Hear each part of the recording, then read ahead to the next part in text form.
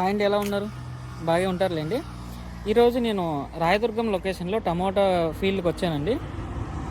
ఇక్కడ ఏంటంటే కొత్తగా మనకి బ్యాంబూ స్టిక్స్ యూజ్ చేస్తున్నారు, అంటే బొంగు బర్రెలు అంటారు. ఈ బొంగు కట్టెలు వచ్చేసి టమోటా స్టేకింగ్ కోసం యూజ్ చేస్తున్నారు. మనకి ఇంతకుముందు ఏం చేసేవాళ్ళు అంటే ఈకోలిప్టస్, నీలగిరి కట్టెలు యూజ్ చేసేవాళ్ళు. ఇప్పుడు మనకి ఇది యూజ్ చేయడం వల్ల ఎక్కువ లాంగ్ డ్యూరేషన్ వస్తాయన్నమాట, ఎక్కువ డ్యామేజ్ అవ్వదు స్టిక్, ఎక్కువ క్రాప్స్ యూజ్ చేసుకోవచ్చు, మోర్ టైమ్స్ యూజ్ చేయొచ్చు అనమాట. సో ఇది కాస్ట్ వచ్చేసి 15 to 20 రూపీస్ ఉందండి. అంటే డిపెండింగ్ అపాన్ ద సైజ్ అనమాట, మనకు స్టిక్ సైజ్ మీద డిపెండ్ అయి ఉంటుంది ప్రైస్. సో ఇది చాలా యూస్ఫుల్ యాక్చువల్గా. ఈకోలిప్టస్తో పోలిస్తే ఈ బ్యాంబూ, ఈ బొంగు బెర్రలు అనేటివి బాగా యూజ్ అవుతాయి. ఇలా స్టేకింగ్ చేయడం వల్ల మనకు క్రాప్ ఎక్కువ డ్యూరేషన్ వస్తుంది, నెంబర్ ఆఫ్ కటింగ్స్ ఎక్కువ అవుతాయి, మనకు ఫ్రూట్ క్వాలిటీ పెరుగుతుంది, ఎక్కువ డిసీజ్ ప్రెజర్ తక్కువ అవుతుంది.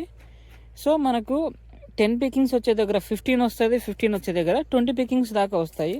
అది కాక మార్కెట్ సేలింగ్ బాగుంటుంది, కీపింగ్ క్వాలిటీ బాగుంటుంది, ఎక్స్పోర్టింగ్ సూటబుల్ అవుతుంది. ఎక్స్పోర్టింగ్ సూటబుల్ అవ్వడం వల్ల మార్కెట్ వాళ్ళు ఎక్కువ ప్రిఫరెన్స్ స్టేకింగ్ కాయలకు మాత్రమే ప్రిఫర్ చేస్తారు కొనడానికి, ఎందుకంటే వాళ్ళు ఎక్స్పోర్ట్ చేయాలి కాబట్టి.